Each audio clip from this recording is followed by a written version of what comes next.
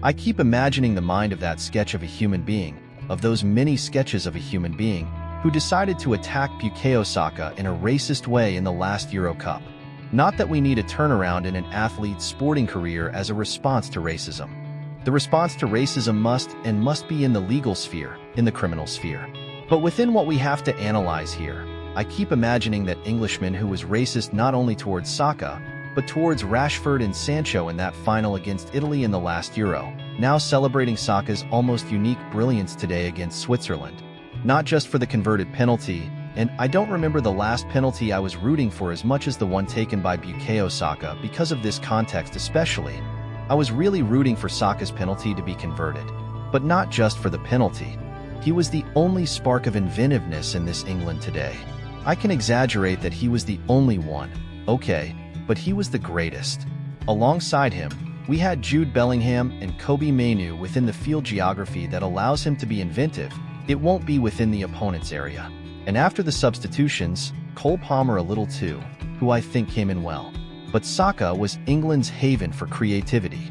It was the spark of an England that insists on not catching fire because the firewood is being wetted by the coach, by the lack of softness, by the players' little decision-making power to put the opponents in their pocket. But anyway, I'm not going to criticize England too much today, no.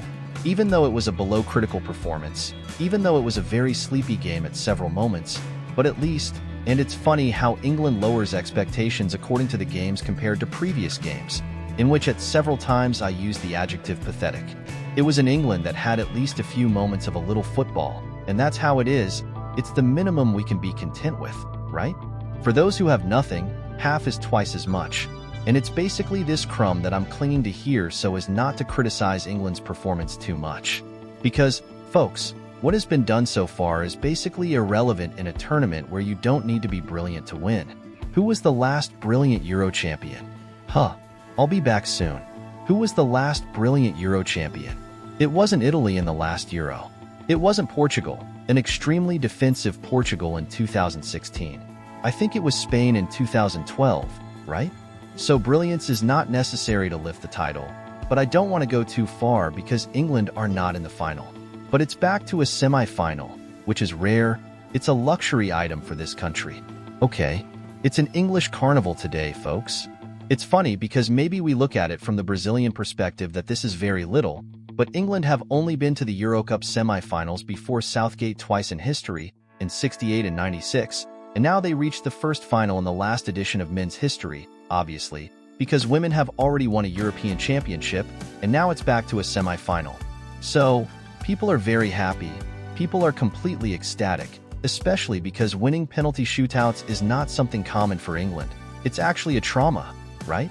Within the history of the Euro, we have more recently, from '96 to now, we have the fall to Germany in '96, we have the fall to Portugal in 2004, we have the fall to Italy in the last final.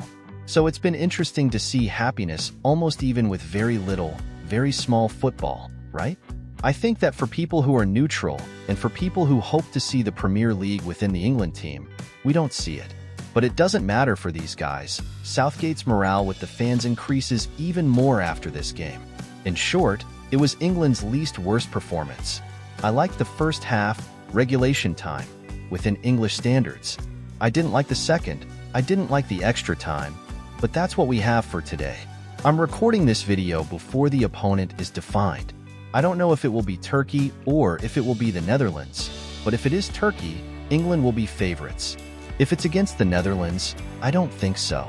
But it's in England that has individual talents as its biggest difference, right? So Saka took the goal out of their pocket like Bellingham against Slovakia. How could it be Harry Kane or Cole Palmer or Phil Foden in the semi-final, who are in debt? Harry Kane is also in debt. I didn't like the performance of either of them today. But anyway, good news beyond the classification and beyond Bukayo Saka, which I mentioned here. I really like the difference that having Luke Shaw on the left back makes. A healthy Luke Shaw is a long way from any other English left back, and even returning after 139 days out with muscle injuries, he made a difference, and he helped England to at least play a little better after conceding the goal. Until the end of the second half of regulation time. In extra time, we once again had Switzerland crushing it, especially in the second half of extra time.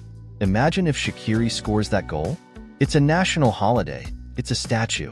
I didn't want to let England's classification go unnoticed here. Gareth Southgate, despite leading England to good campaigns in recent tournaments, including the 2018 World Cup semi-final and the 2020 Euro final, is often criticized for failing to make the team play consistently and excitingly. His tactical and lineup choices are points of contention among fans and experts. One of the most common criticisms is his conservative and defensive approach, which contrasts with the attacking and dynamic style of play that many English players demonstrate at their clubs, especially in the Premier League. This approach often results in monotonous matches with little creation of scoring chances. For example, even with attacking talents like Harry Kane, Raheem Sterling, Bukayo Saka, and Phil Foden, the team often seems stuck and lacking fluidity in attack. Furthermore, Southgate sometimes shows a certain stubbornness in his player choices and tactical schemes.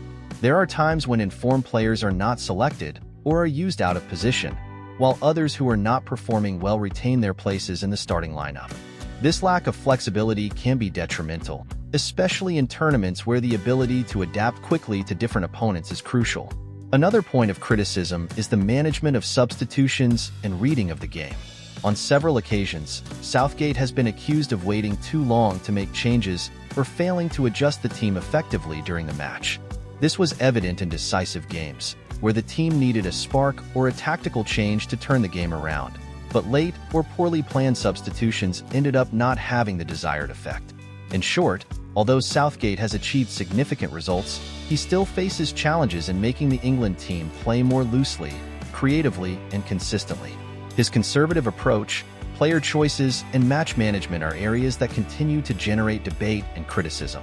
For many, he will need to evolve these aspects to maximize the potential of a talented generation of players and ultimately lead England to greater achievements.